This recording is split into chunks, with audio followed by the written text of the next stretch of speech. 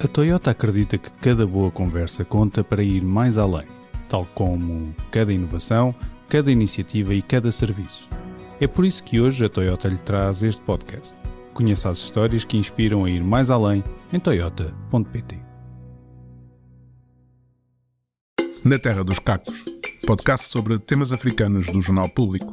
Elísio Macamo e eu, António Rodrigues, discutimos quinzenalmente às quartas-feiras os assuntos de África. Porque, se como dizia o poeta moçambicano Eduardo White, os países africanos são hoje os grandes cacos e os pequenos cacos dos sonhos que eles partiram ontem, então todos devemos refletir a melhor forma de os colar. Sejam bem-vindos ao 8º episódio de Na Terra dos Cacos. Nesta edição, eu e Elísio Macamo vamos conversar sobre o processo da África do Sul contra Israel no Tribunal Internacional de Justiça da ONU. Os sul-africanos acusam os israelitas de cometerem genocídio contra o povo palestiniano em Gaza. Os israelitas defendem-se, dizendo que se houve genocídio é Israel a vítima. Vamos também falar sobre o recente relatório da Liga Guineense dos Direitos Humanos sobre a situação dos direitos humanos na Guiné-Bissau. O relatório foi apresentado na quinta-feira passada em Bissau pelo novo presidente da organização, Boubacar Touré, que tive o prazer de entrevistar para as páginas do Público, e o retrato destes últimos anos é sombrio. É o retrato de uma democracia à beira de o deixar de ser, ou como diz Boubacar Touré, a Guiné-Bissau é um país que todos os dias trai os ideais da luta de libertação e mata os sonhos de Amílcar Cabral. O relatório da Liga Guineense dos Direitos Humanos é também uma homenagem a Amílcar Cabral, o herói da luta de libertação da Guiné-Bissau e de Cabo Verde, por ocasião do seu centenário. E é para falar do centenário que na segunda parte conversamos com Adão Rocha, administrador da Fundação Amílcar Cabral em Cabo Verde, que este sábado assinalou o arranque das comemorações. Como sempre, fecharemos o episódio com as nossas sugestões. Comecemos então por falar do conflito em Gaza e do processo contra Israel no Tribunal Internacional de Justiça. Antes de mais, este é um processo simbólico, muito dificilmente irá sair da mais alta instância judicial da ONU uma condenação de Israel por genocídio cometido contra o povo palestiniano, mas não deixa de ser importante pelo simbolismo e por tornar pública a dualidade moral do Ocidente em matéria de direitos humanos. Os Estados sempre se moveram no palco internacional em função de interesses, mas a questão dos dois pesos e de duas medidas para analisar situações cometidas por aliados ou inimigos fica bem expressa na forma como Estados Unidos e a Europa olham para este conflito e a latitude que estão dispostos a dar ao governo e ao exército de Israel, por contraste com as declarações e as ações duras e de isolamento da Rússia por causa da Ucrânia.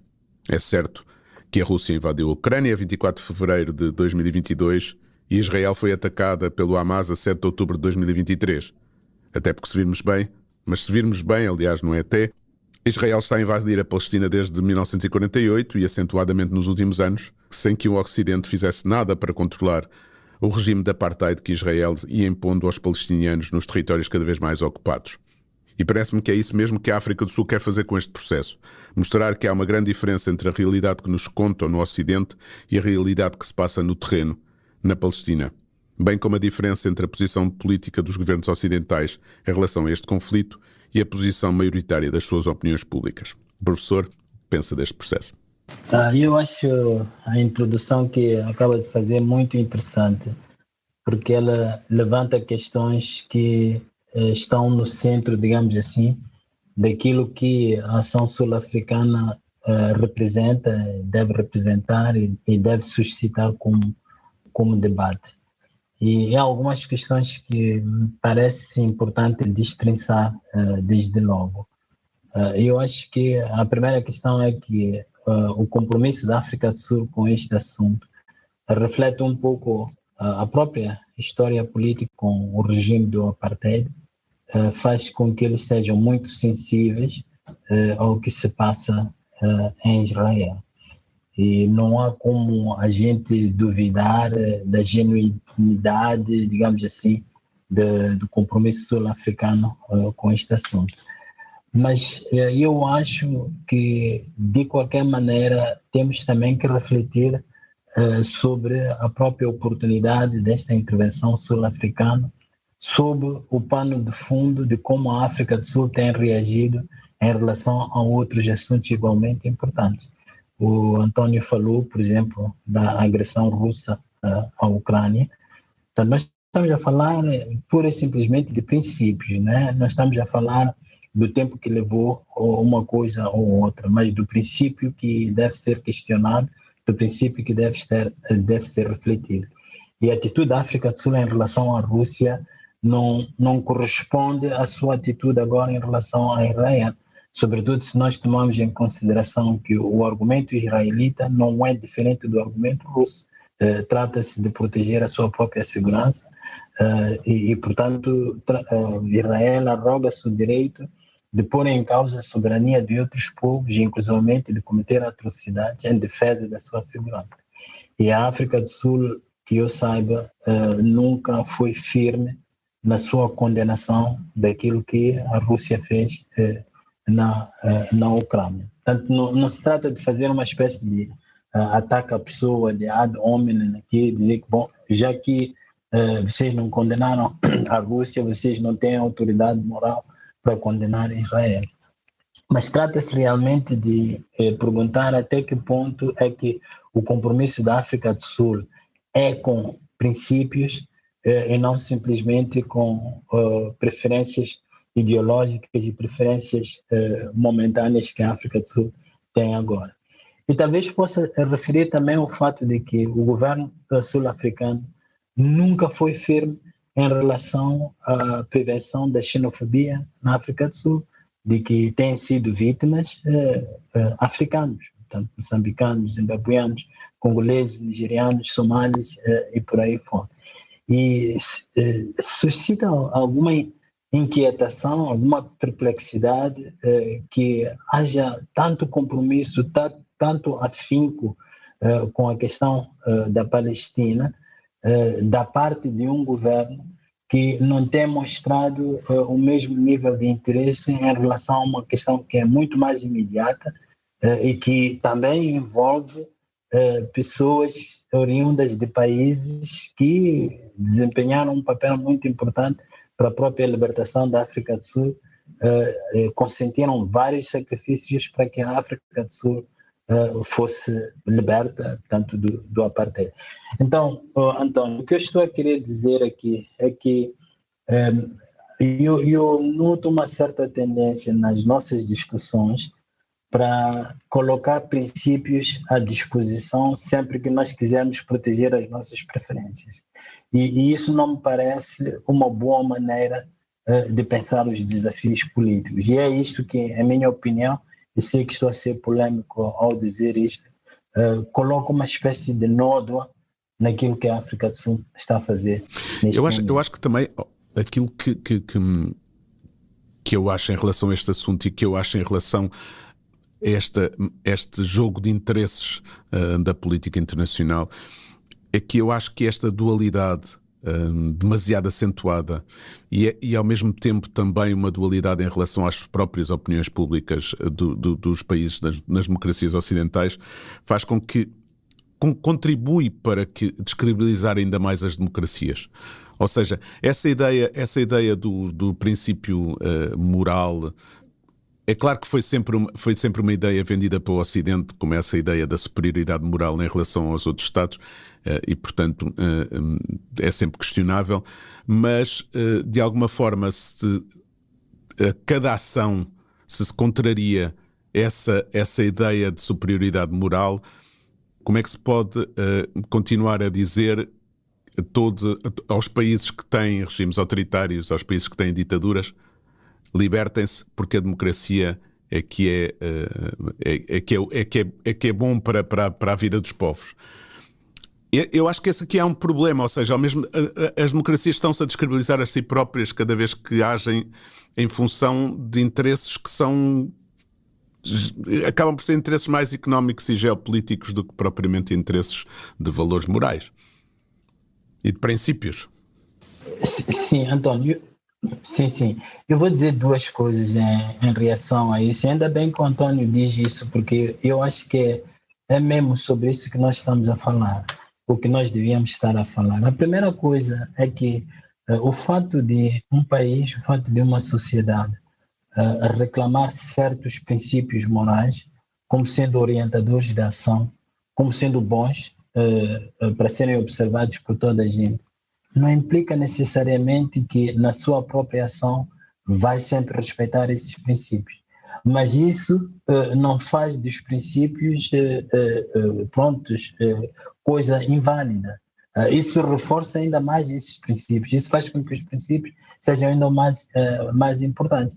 Então, um pouco aquela questão cristã do padre que diz façam o que eu digo, não o que eu faço, qualquer coisa assim.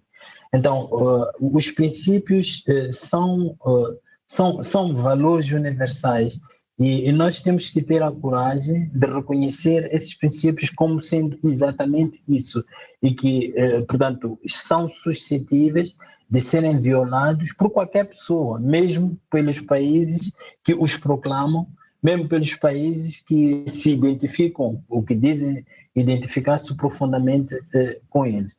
Então, essa é a primeira questão. A segunda questão tem a ver com um grande problema que eu acho que nós temos em África, que é uma certa ambivalência em relação àquilo que é bom para todos nós, mesmo se for proclamado pelo Ocidente. Não sabe, a dignidade humana, os direitos humanos, isso são coisas boas para todos nós, independentemente de quem diz que a dignidade humana é boa, não é? Então, eu penso que, sobretudo, pelo fato de nós muitas vezes estamos do lado que sofre da forma como os Estados agem, e os Estados são movidos por interesses, né? E quem tem poder procura sempre impor os seus interesses. Nós é que devíamos ter um compromisso ainda maior com esses princípios. Nós é que devíamos estar sempre a dizer, olha os princípios, olha os princípios. Não, por exemplo, vamos pegar no caso da África do Sul. A África do Sul esteve a ponto de deixar que Putin fosse lá para a conferência dos BRICS em violação exatamente daquela acusação que havia, que ainda há, feita pelo mesmo tribunal ao qual a África do Sul hoje recorreu. Não é o mesmo. É o Tribunal Internacional de Justiça da Haia que tem um mandato de ser mandado de prisão. Sim. Este é o da ONU. Sim, o que eu queria dizer... o que eu queria dizer, ao dizer mesmo tribunal, quer dizer, é o mesmo tipo de construção, né? Portanto, uma instância internacional que se define por certos princípios, pela proteção de certos princípios.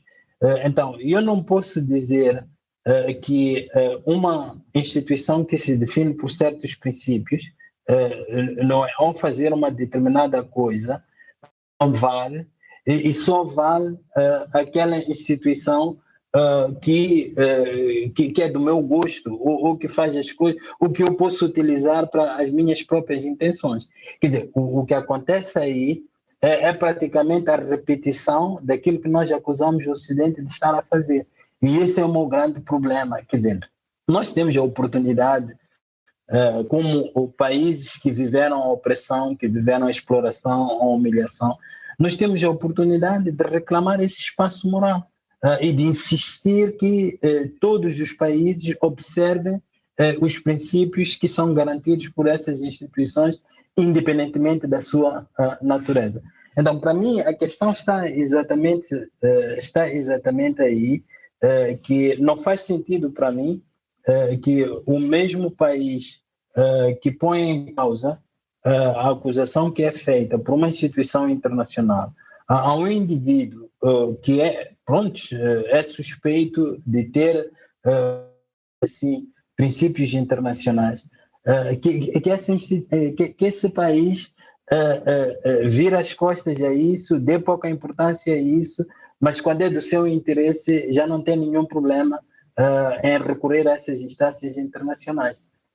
Então é esta a questão que eu tenho, são esses dois assuntos, que o fato de o Ocidente dizer que existem valores universais não significa necessariamente que o Ocidente vai ser sempre coerente na sua observação, não é? Nós temos que ter consciência disso, e o que isso faz é apenas estabelecer um quadro moral dentro do qual nós podemos ter uma conversa normativa, uma conversa ética, e isso é muito mais importante do que pura e simplesmente ficarmos a dizer, olha, vocês estão a ser cínicos, vocês afinal não são aquilo que dizem ser, e por aí fora. O que o professor está a dizer é que está a advogar também advogar o direito dos países, neste caso os países africanos, de poderem também ser cínicos na sua abordagem internacional.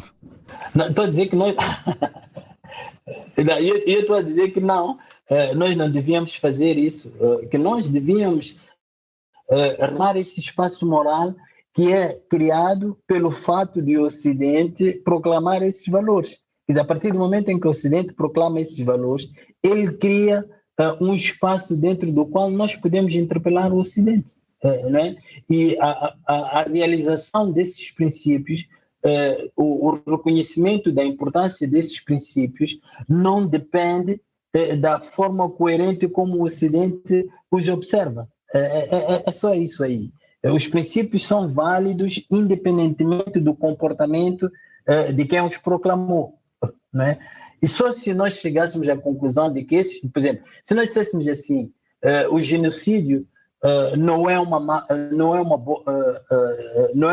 política, por exemplo, que não é, sim. Se nós chegássemos nessa conclusão, então pronto, haveria problemas naturalmente com o próprio princípio. Mas se o princípio é bom, independentemente da atitude dos Estados Unidos em relação a Israel, a atitude da Grã-Bretanha em relação a Israel, nós temos que ser consistentes em relação à importância desse princípio. Se tivermos o princípio e nunca agirmos em conformidade com esse princípio, o princípio esvazia-se. Sim, agora nós temos que ver que há um certo exagero na forma como nós falamos do cinismo ocidental. Não é verdade, por exemplo, que em todas as circunstâncias que reflitam melhor os seus interesses, eles se furtam, digamos assim, a observância desses interesses. E o Ocidente, felizmente, não é apenas aquilo que são os seus governos, é também a sociedade civil. A África do Sul, por exemplo, esteve lá representada também por uma advogada da Irlanda, não é? Portanto, que é uma ocidental.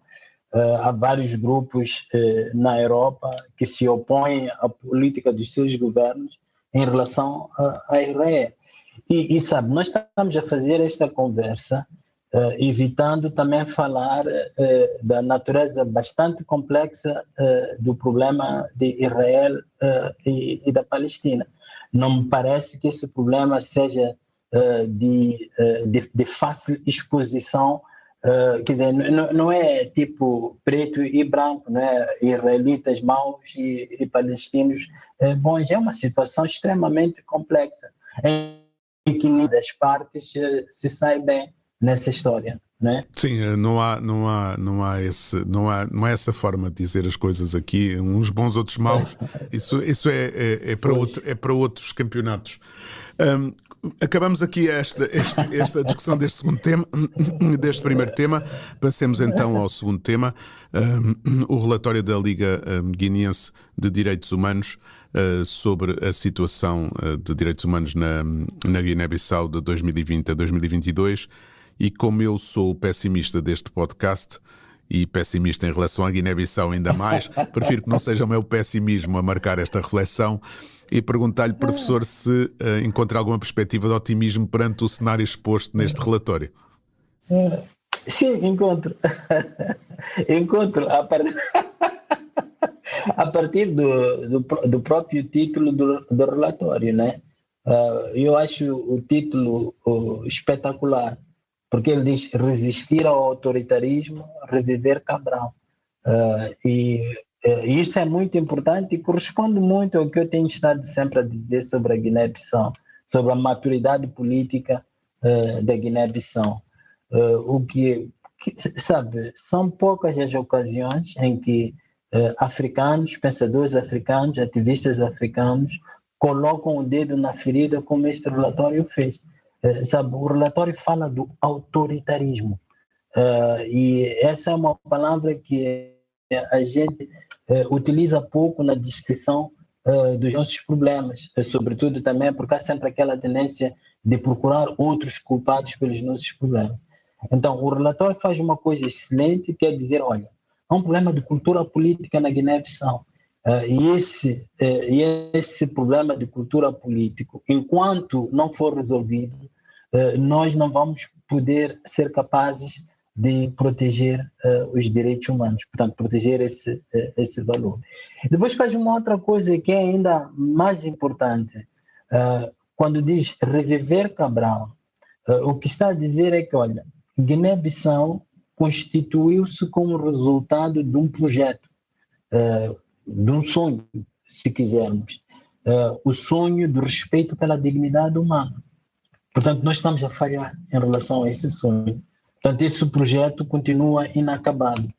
E para mim, sempre o que é mais importante não é apenas constatar a existência de problemas, é nós sermos capazes de dizer o que é que esses problemas significam e que espaços é que esses problemas nos dão para a procura da solução. E é isto que este relatório faz. Então, seria um erro ler o relatório apenas na perspectiva de tudo quanto está mal na Guiné, e há muita coisa que está mal na Guiné.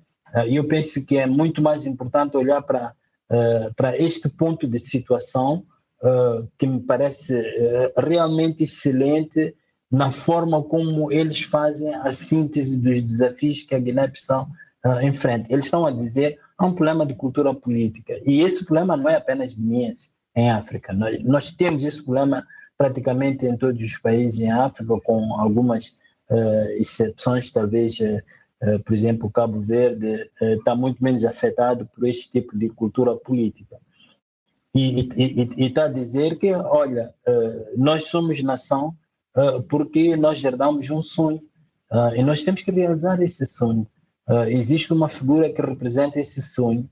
Nós podemos reativar essa figura como forma de encontrarmos uma maneira de sabermos viver juntos. Então, é um relatório que me dá muito otimismo e confirma muito aquilo que eu tenho estado sempre a dizer sobre a Guiné-Bissau.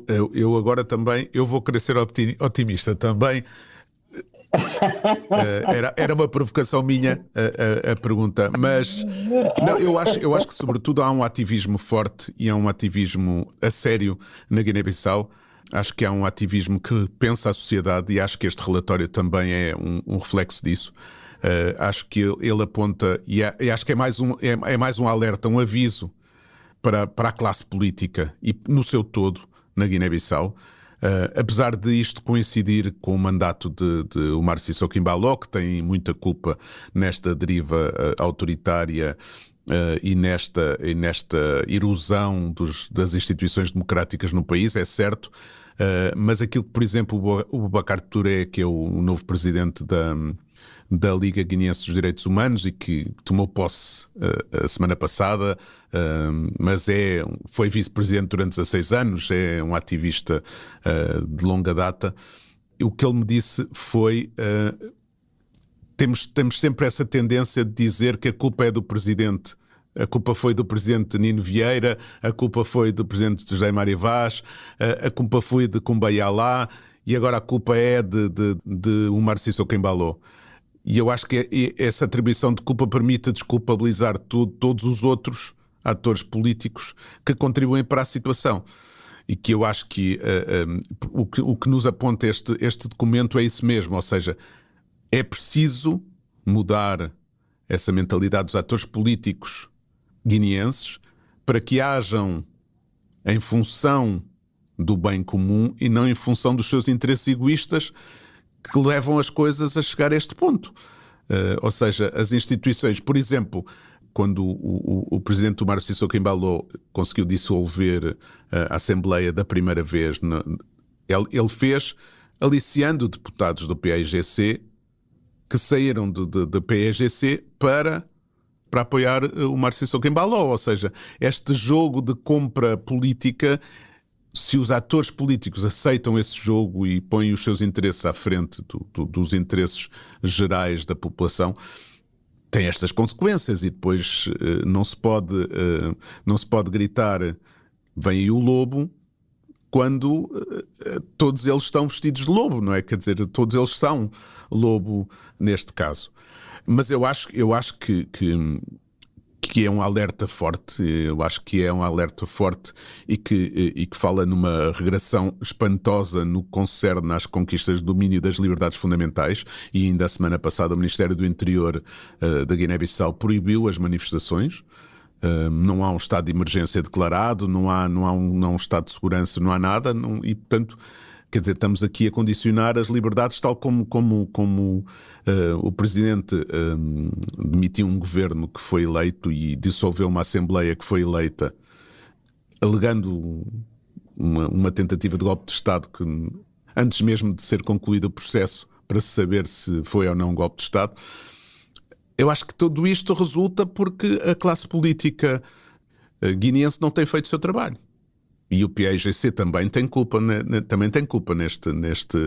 nesta situação, e será o PAIGC que também tem uma grande cota parte de culpa em não cumprir os ideais de Amílcar Cabral, o fundador do partido, não é? Sim, não, eu concordo com a leitura que o António faz. Naturalmente, eu gostaria de acrescentar um elemento talvez estrutural nessa leitura. É que nós nunca devemos esquecer que nós estamos a lidar com um Estado em formação ainda, né? São 50 anos, mas do ponto de vista histórico é tempo muito curto para nós gritarmos vitória, não é? Ou para nos desesperarmos. E isso é muito importante, que algumas das coisas que estão a ocorrer mal, não só na Guiné, mas em outros países africanos, estão a ocorrer mal como reflexo, como manifestação da própria condição desses países, que é de serem estados em construção. E o que isso faz é uma coisa, para mim, até certo ponto curiosa, é que eles não, a nossa situação não faz da democracia, por exemplo, ou do respeito pelos direitos humanos, não faz disso aí uma solução. A nossa condição faz da democracia, faz do respeito pelos direitos humanos problemas necessários. Né? Porque a domesticação desses conceitos, das instituições que são necessárias para que esses conceitos sejam socialmente estabilizados, é um grande desafio. Sabe, nós temos que construir este Estado de respeito pelas liberdades individuais num contexto em que há sempre um jogo de interesses. Há sempre pessoas que vão agir como atores políticos, né? E nós não podemos esperar a perfeição da parte dos atores políticos africanos.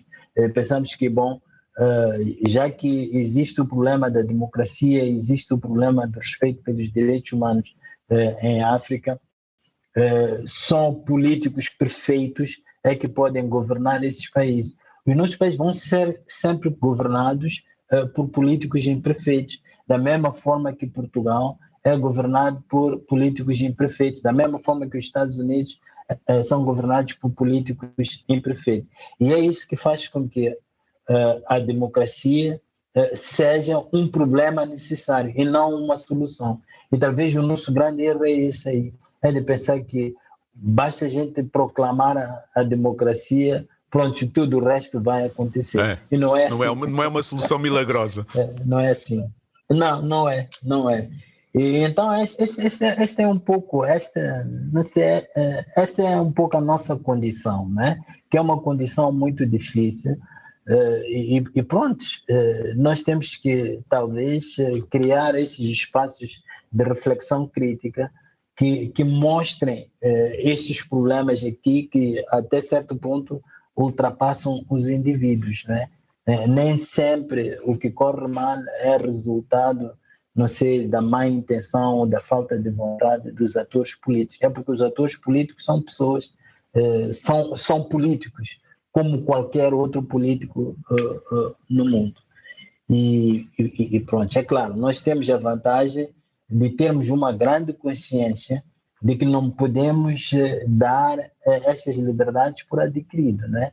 Como, por exemplo, as pessoas podem fazer em Portugal na França ou na Itália. E mesmo lá nós vemos o que pode acontecer. Acho que a eleição de Trump nos Estados Unidos foi um grande puxão de orelhas, né? Contra a complacência com que a democracia era vista no mundo. Então, para mim, isso é muito importante. Terminamos aqui a primeira parte e vamos dar as boas-vindas ao nosso convidado, Adão Rocha, administrador da Fundação Amílcar Cabral, que no sábado deu pontapé de saída à comemoração do centenário de Amílcar Cabral, nascido a 12 de setembro de 1924.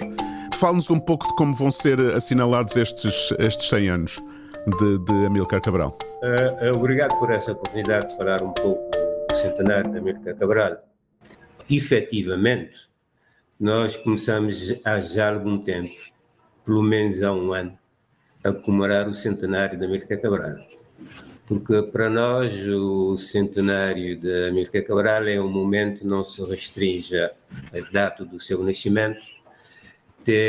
Já realizamos a Fundação Amílcar Cabral várias atividades, entre as quais um colóquio internacional sobre Amílcar Cabral. Outras atividades têm sido realizadas aqui, mas também fora, nomeadamente em Portugal. Já houve exposição sobre Amílcar Cabral, já houve uma sessão na Assembleia da República Portuguesa, enfim, e noutras partes do mundo tem havido. Agora, o 2024 é o ano do centenário, não é? E nós vamos iniciar esse ano do centenário com o primeiro grande momento, que é o 20 de janeiro, não é? Mas a Fundação Amílcar Cabral, o que pretende fazer durante esse ano é, sobretudo, encorajar iniciativas das autoridades, dos governos, das instituições públicas, sobretudo da sociedade civil, aqui em Cabo Verde e em outras partes do mundo, para celebrar a Amílcar Cabral. O nosso papel é de suscitar, estabelecer parcerias. E é nisso que temos estado, nesse sentido que nós temos estado a agir.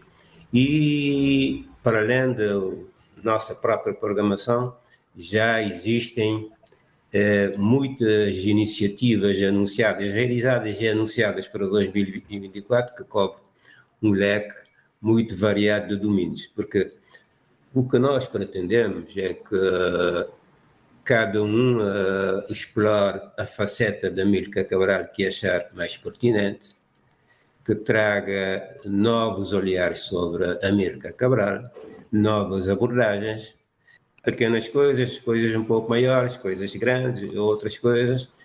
Para nós, o Amílcar Cabral é um património nacional e mesmo universal, não é? E que merece ser comemorado nessa dimensão. Nós aqui na Fundação não pretendemos ser dono de Amílcar Cabral nem do centenário. Não temos esse monopólio, nem ninguém tem de nos pedir autorização para fazer o que quiser só para celebrar Amílcar Cabral.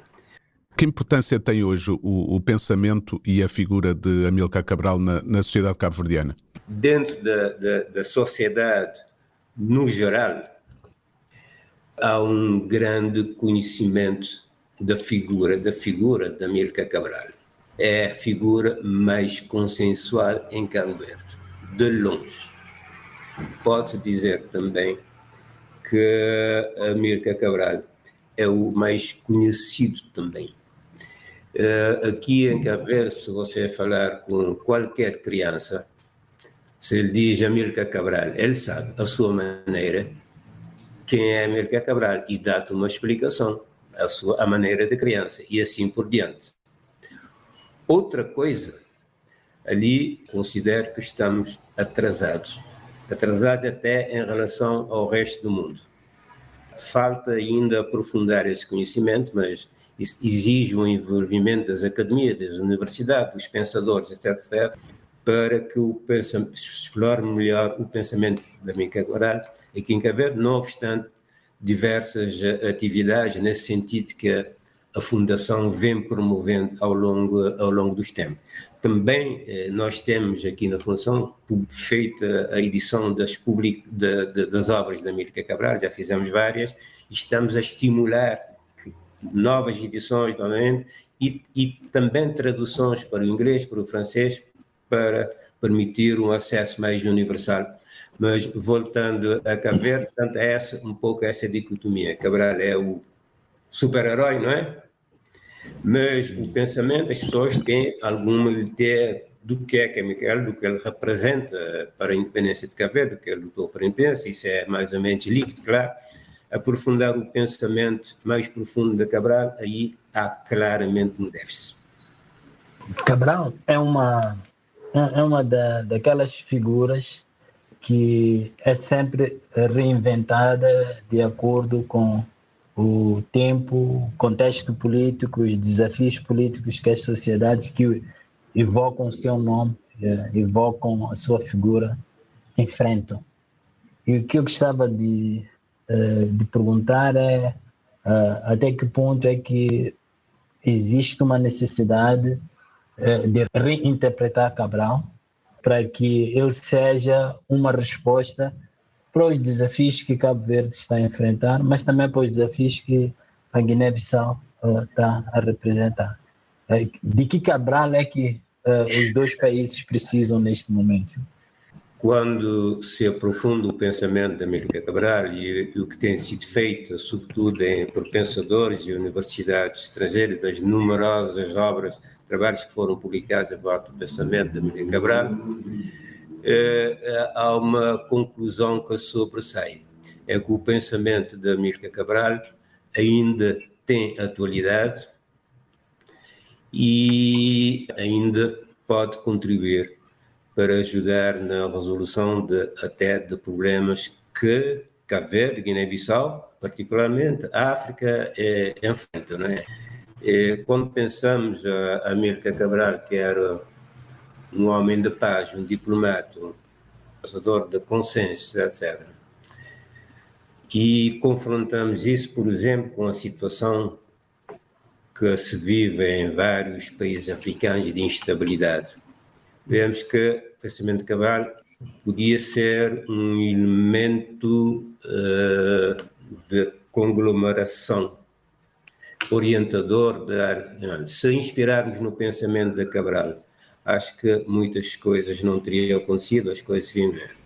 E outras facetas da Amílcar Cabral, que hoje para a África seria importante, quando, por exemplo, só um exemplo, a questão do papel da cultura na construção das identidades africanas, na papel da cultura na libertação, na emancipação dos povos, que é um dos problemas que a África se confronta atualmente com todas as coisas que estamos a ver no Mali, no Burkina Faso, no Níger, etc., etc. Pensamos nós que seria bom também explorar o pensamento de Amílcar Cabral nessa direção, reinterpretando, evidentemente, à luz atual, mas tomando os princípios orientadores de Amílcar Cabral. E é nessa linha que nós queremos que o centenário se desenvolva. É uma reinterpretação de Cabral, sem tabus. Cabral, o homem, o filho, né, na sua relação com a mãe, o adolescente, jovem adolescente, já na altura bastante irrequieto, comprometido com os problemas na altura particularmente incidia mais sobre Cabo Verde, no seu tema de estudante, que ele foi já um ativista social muito importante. Ele produziu vários trabalhos já como adolescente, incluindo obras poéticas, né, onde se vê o Cabral que ele viria a ser. O Cabral foi ambientalista antes do tempo. Ele falou de coisas ambientais quando ainda esse tema não estava na agenda internacional. Da mesma forma que a abordagem de Cabral sobre a questão da emancipação das mulheres antecedeu um bocado o seu tempo. A candidatura dos escritos de Amílcar Cabral ao programa Memória do Mundo da Unesco foi entregue em novembro. Explique-nos um pouco esse processo, o que é que se pretende com esta candidatura e quando é que se poderá ter uma decisão? Isso é importante porque permite, para já, dar uma dimensão de património da humanidade, do património universal, aos escritos, aos arquivos de Amílcar Cabral. Também permitirá, certamente, uma melhor conservação e, sobretudo, uma melhor difusão a nível internacional do legado de Amílcar Cabral. Isso é que é mais importante. Há um processo de exame das candidaturas pela Unesco e esse processo será concluído em 2025. Portanto, uma decisão final não acontecerá em 2024, mas em 2025. Mas deixem-me dizer-lhes que também, já que estamos a falar da Unesco, através do governo também submeteu-se um dossiê na Unesco para que a Unesco celebre a 12 de setembro o aniversário de Amílcar Cabral no quadro de um programa especial da Unesco de celebração de aniversários. Aí já houve uma primeira decisão da Unesco, uma decisão favorável, e nós acreditamos que a instância, que é a Assembleia Geral, vai tomar uma posição positiva, porque sabemos que essa candidatura está muito bem posicionada, até porque candidaturas africanas só há duas, no rol de dezenas de candidaturas. Eu só queria perguntar se estão planeadas atividades conjuntas com a Guiné-Bissau, porque esta é uma figura que praticamente pertence aos dois países. Sabemos de algumas rupturas políticas que houve, e este podia ser um momento muito importante para voltar a fazer esta reapropriação nos termos em que a própria luta pela independência foi feita. Não, é uma pergunta muito pertinente. Não, para nós não faz sentido celebrar o centenário de Amílcar Cabral sem a Guiné-Bissau. E de maneira que nós já tínhamos todo um programa mais ou menos conjunto, assegurando colaborações, complementaridades, etc., com o governo da Guiné-Bissau, para que comemoremos tanto quanto possível conjuntamente o centenário e nos sintonizemos pelos mesmos padrões, praticamente. Amílcar Cabral é um património nosso, mas é um património partilhado, mas é um património universal. Nós queremos também que em todo lado se comemore Amílcar Cabral, particularmente nos nossos países, nos Palopes, que em Moçambique, por exemplo, se celebra Amílcar Cabral. Já em março vai haver um colóquio sobre Amílcar Cabral em Luanda, organizado pelo governo de Angola, coisas assim do género que queremos que aconteçam no centenário. Adão Rocha, muito obrigado por ter aceito o convite e por ter participado neste podcast. Muito obrigado e até uma próxima oportunidade. Nós agradecemos esta oportunidade de falar um pouco do centenário e sobretudo da Amílcar Cabral. Nesta terceira parte e última parte do podcast, vamos logicamente falar de sugestões, como sempre. O que é que nos traz esta semana, professor? Bom, esta semana eu não trago nenhuma sugestão de leitura, nenhum momento cultural. Está a decorrer agora o CAN, que é o Campeonato Africano de Futebol. E eu queria simplesmente recomendar que as pessoas assistissem aos jogos, porque esses jogos, para mim, são uma manifestação muito importante da vontade de sermos alguma coisa, né? Saber sempre esta recriação de África como uma comunidade de destino.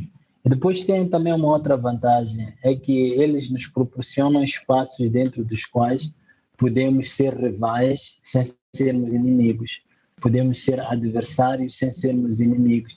Isso é um bom exercício para qualquer indivíduo ou para qualquer comunidade que queira ganhar o hábito de viver em democracia, de reconhecer a diferença, de ser tolerante.